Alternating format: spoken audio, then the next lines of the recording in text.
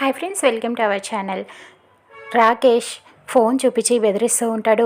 Audio రికార్డ్ని Mahalakshmi మాట్లాడిందంతా కూడా record చేస్తాడు. ఎలాగైనా ప్రీతి పెళ్ళిని క్యాన్సిల్ చేస్తాను, ఒక కండిషన్ పెట్టాను ఆల్రెడీ, కాబట్టి ఖచ్చితంగా ఆ పెళ్ళి క్యాన్సిల్ అయ్యి నీతోనే రాకేష్ పెళ్ళి జరిగేలా చేస్తాను, ప్రీతిని నిన్ను కలుపుతాను, ఒక్కటి చేస్తాను అని మాట ఇచ్చిన ఆడియో రికార్డింగ్ అంతా చూపిస్తాడు. మహాలక్ష్మి అది చూసి ఒక్కసారిగా షాక్ అయిపోతుంది. ఈ ఎవిడెన్స్ మీ దగ్గర లేకుండా చేస్తాను అని చెప్పి రాకేష్ చేతిలో నుంచి ఒక్కసారిగా ఫోన్ని లాక్కుంటుంది. ఇక లాక్కొని అటువైపుగా దూరంగా విసిరేస్తుంది. అది కాస్త వెళ్ళి అక్కడ సీత బట్టలు అమ్ముతూ ఉంటుంది, శారీస్, వెళ్ళి అక్కడ శారీస్ మీద పడుతుంది. చూసావా, వాటికి నీ ఫోన్ ముక్కలైపోయి ఉంటుంది, ఇప్పుడేం చేస్తావు అని మహాలక్ష్మి అడుగుతూ ఉంటుంది. ఇకప్పుడు రాకేష్ వాళ్ళ నాన్న వెటకారంగా నవ్వుతూ ఉంటారు. ఇప్పుడు ఏమీ కాలేదు, ఒకసారి ఏమైందో చూడండి, మీ ఫోన్ వెళ్ళి మీ కోడలు సీత దగ్గర పడింది. ఇప్పుడు కనుక మీ సీత ఫోన్లో ఉన్న వీడియో ఆడియోలని అన్నిటినీ చూసిందనుకోండి, అప్పుడు మీ పరిస్థితి ఏమవుతుందో చూడండి. పొయ్యి మీద నుంచి పెనం మీదకి వెళ్ళి పడ్డట్టు అయ్యింది మీ పని అని చెప్పి వెటకారంగా నవ్వుతూ ఉంటాడు. ఇక మహాలక్ష్మి ఇది కనుక సీత చూసిందంటే నా పని ఇక అంతే అని చెప్పి ఆలోచిస్తూ ఉంటుంది. ఇప్పుడే నేను వెళ్ళి మీ కోడలు సీతకి అందులో ఉన్న ఆడియో రికార్డింగ్స్ అన్నీ కూడా వినిపించి వస్తాను అని రాకేష్ వెళ్ళబోతూ ఉంటాడు. ఇక అప్పుడు మహాలక్ష్మి వద్దు, నేనే తీసుకొస్తాను అని చెప్పి రాకేష్ని ఆపి సీత దగ్గరికి మహాలక్ష్మి వెళ్తూ ఉంటుంది. సీత అందరికీ శారీస్ని చూపిస్తూ ఉంటుంది. అప్పుడు ఆ ఫోన్ అక్కడ కనిపిస్తుంది. ఈ ఫోన్ మీద అని అక్కడ ఉన్న వాళ్ళందరినీ అడుగుతూ ఉంటుంది. మాది కాదండి అని చెప్పే లోపే సీత ఆ ఫోన్ని ఓపెన్ చేస్తూ ఉండగా మహాలక్ష్మి వెళ్ళి సీత చేతుల్లో నుంచి ఫోన్ని లాగేసుకుంటుంది. మీరేంటత్తయ్య ఇక్కడ అని అడుగుతూ ఉంటుంది. ఈ ఫోన్ నాది అని చెప్పి లాగేసుకుంటుంది. మీ ఫోన్ ఇక్కడికి ఎందుకు వచ్చింది అని అడుగుతూ ఉంటుంది. రాత్రి నీ చీరల్లో కలిసిపోయింది అని ఏదో స్టోరీని చెబుతూ ఉంటుంది. మీదో కాదో ఒకసారి చూడనివ్వండి అని సీత అడుగుతూ ఉంటుంది. నాదే అని చెబుతున్నాను కదా, నీ పన్ను చూసుకో అని చెప్పి వెళ్ళిపోతుంది. మహాలక్ష్మి రాకేష్ దగ్గరికి వెళ్ళి ఇక ఫోన్ని ఇచ్చేస్తుంది. మా సంగతి మీకు తెలుసు కదా అని రాకేష్ అడుగుతూ ఉంటాడు.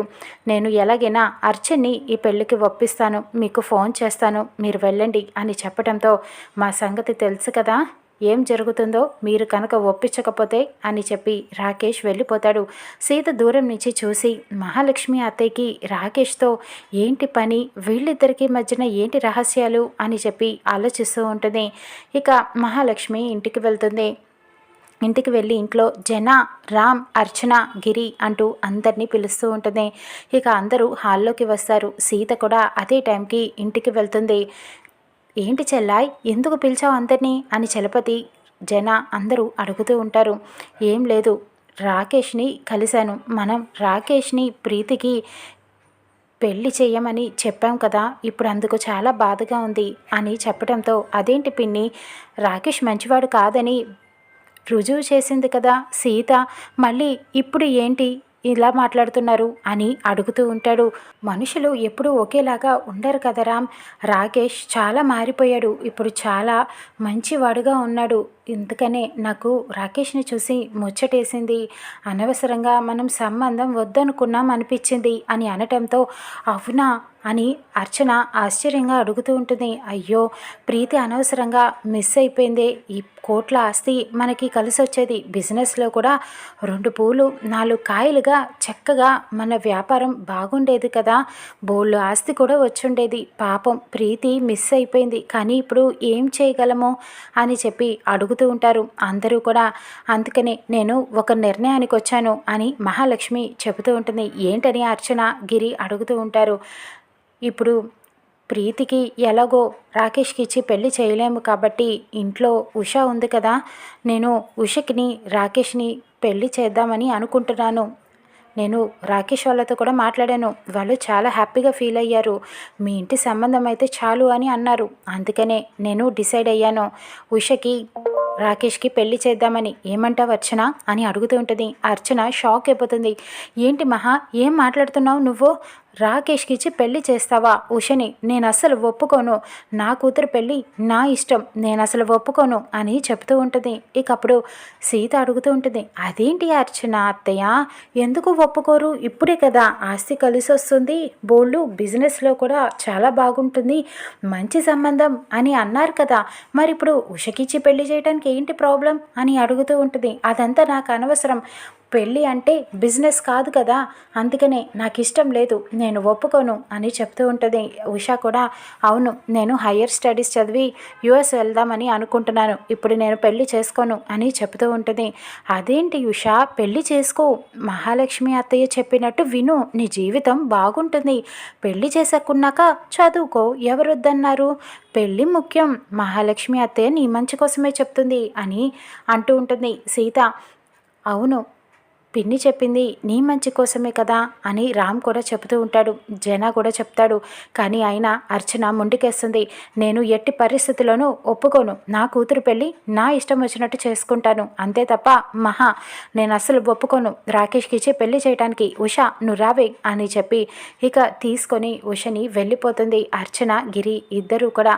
మహా అనుకుంటుంది, నువ్వు ఒప్పుకున్నా ఒప్పుకోపోయినా నీ కూతురు పెళ్ళి రాకేష్తోనే అర్చన, ఇది ఫిక్స్ అయిపో, నేను సేవ్ అవ్వాలి అంటే రాకేష్ని ఉషకిచ్చి పెళ్లి చేయాల్సిందే అని ఆలోచిస్తూ ఉంటుంది. ఇక అక్కడ త్రిలోక్ లాకప్లో నుంచి సుమతిని బయటికి తీసుకొని వస్తాడు.